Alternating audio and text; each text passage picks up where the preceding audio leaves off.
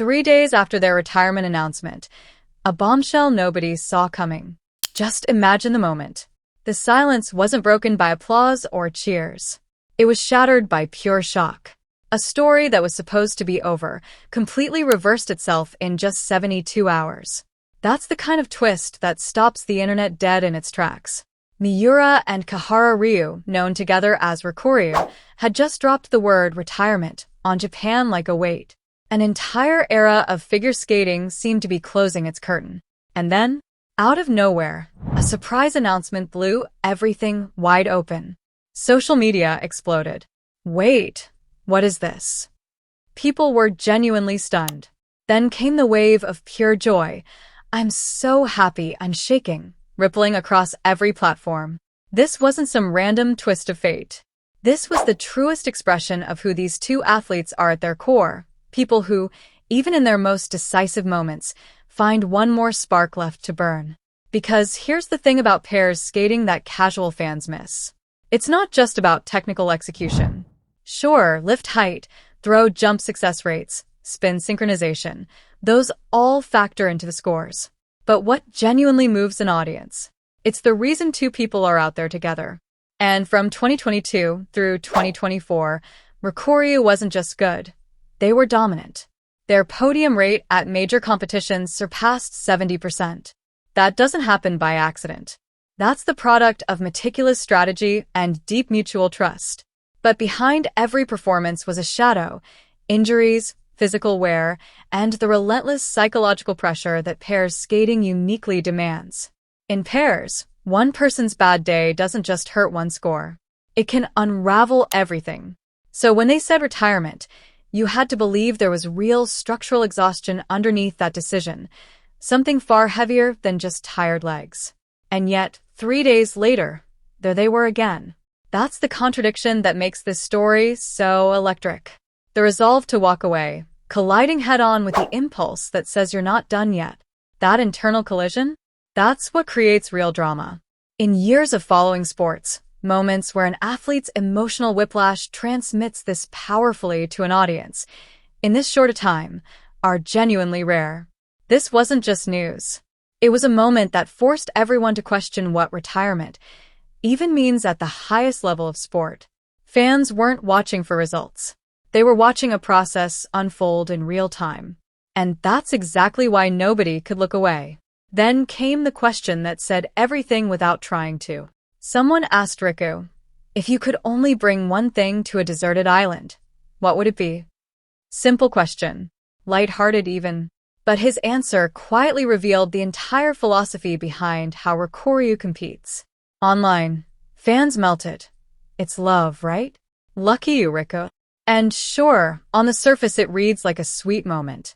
But dig deeper, and there's something genuinely profound hiding in there. Unlike individual skating, pairs is built on the premise that two people form one complete unit. That means the relationship between partners doesn't just influence the performance. It is the performance. The International Skating Union's scoring system actually reflects this. Under-program components, performance, and interpretation aren't just about individual expression. They evaluate the cohesion between partners. The invisible thread connecting two athletes in motion. And Riku, they consistently scored at the top of that category. The numbers back it up. A second-half GOE performance that held elite-level consistency on the world stage. But underneath all those scores and statistics, what actually powered it might have been something that can only be described with one word. Love. But let's be real, this isn't just a feel-good comeback story. That statement Riku made about love? Don't let the sweetness of it fool you. For elite athletes, emotion is a double-edged sword. Too much of it clouds your judgment and wrecks your focus. But controlled emotion, channeled at exactly the right level, that's what pushes performance to its absolute ceiling. Riku mastered that balance at a level most pairs never even approach. That's why a single offhand comment from them sends fans spiraling into happiness. I literally laughed and cried at the same time. That's not a casual reaction. That's the power these two carry. And this surprise announcement? It sits on that same wavelength. This isn't just a comeback. It isn't just a PR event. This is Rikoryu attempting to rewrite the final chapter of their own story. Because having actually touched the word retirement, having stood on that side of the line, gives you a perspective you simply cannot access any other way. Sports can't be reduced to results alone. The unpredictability, the moments nobody sees coming, that's what keeps audiences locked in. Rikuryu's story isn't over. If anything, it just entered its most raw, most human chapter yet. And that's exactly why every single moment from here on carries more weight and shines brighter than anything that came before. Now, let's not romanticize this either, because the competitive reality is brutal. Pairs skating gets harder every single season. Lift stability and throw jump success rates aren't just nice to have at the world level, they're the bare minimum to stay relevant. In recent seasons, top pairs have been landing throw triple jumps at success rates hovering around 80%. One small mistake doesn't just cost you points. It reshuffles the entire leaderboard. Rikuryu, at their peak, matched that standard. But there were moments, injuries, dips in conditioning, where the shadow crept into their performances. And here's the thing, what was really behind that retirement press conference probably wasn't burnout in the traditional sense. It was more likely a clear-eyed, brutally honest self-assessment of whether they could keep pace with a sport that never stops evolving. Staying at the top doesn't just demand physical endurance, it demands constant technical adaptation. And they didn't look away from that truth. They stared it down and made a call. A rational call. And a devastating one. So, what explains the reversal just 3 days later? This cannot be written off as impulse. I genuinely believe what we're seeing here is incompleteness, the kind an athlete feels when there's still something unresolved. When you've truly given everything, you leave quietly. But when there's still a sliver of unfinished business left, you stand back up. For Rikuryu, that unfinished business wasn't technical. It wasn't about scores or rankings.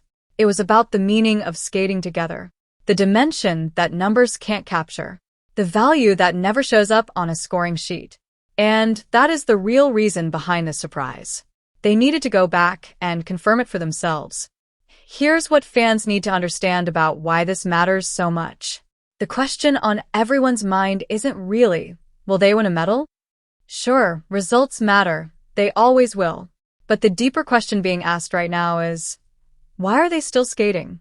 That question, the one only athletes who've pushed to the absolute frontier can truly face, Rikuryu is choosing to confront it again. And that choice itself is already a message. Sports are too rich, too layered to be told through wins and losses alone. As long as human will and human conflict are woven into the competition, the story never ends. And now we're all staring at a contradiction we didn't expect to face. What was retirement exactly? In sports, retirement is typically treated as a permanent, one-way door. But for modern elite athletes, that's increasingly not the case.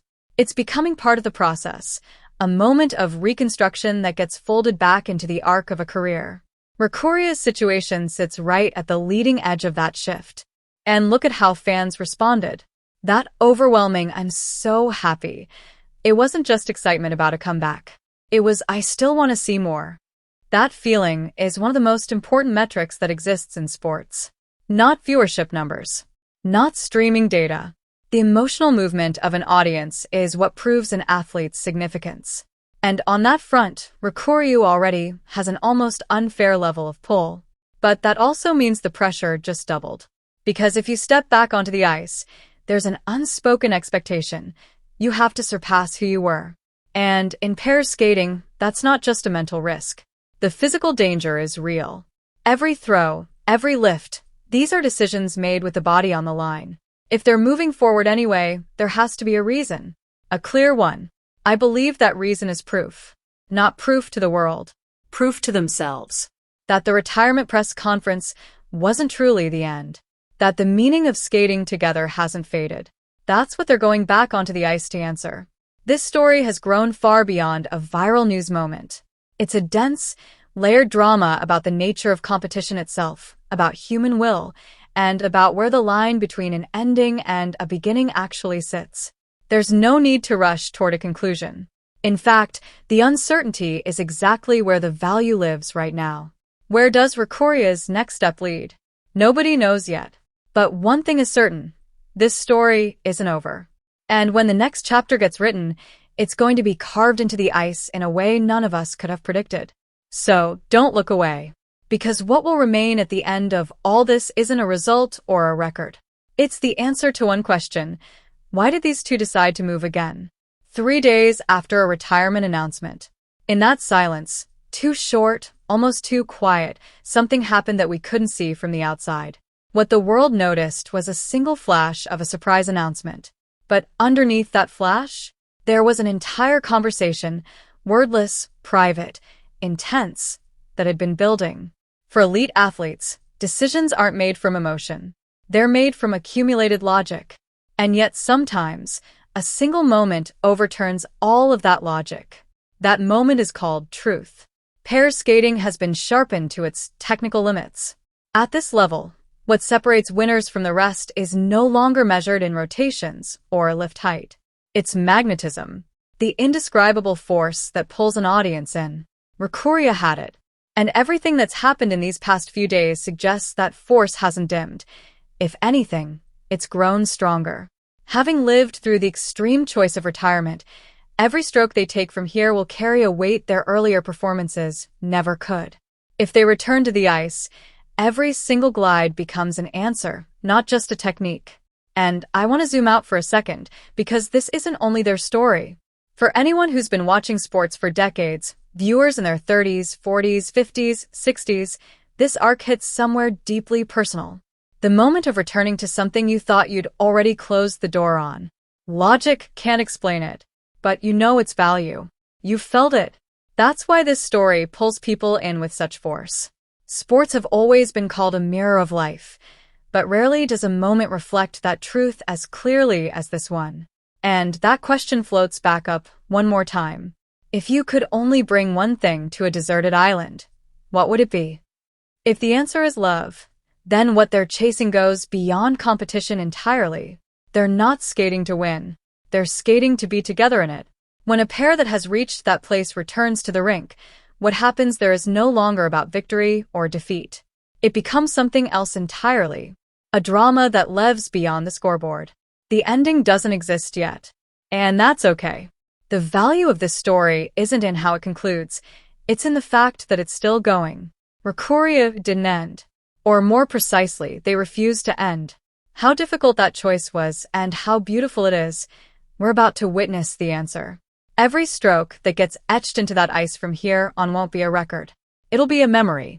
And that's exactly why you cannot afford to miss a single moment. Everything starts right now.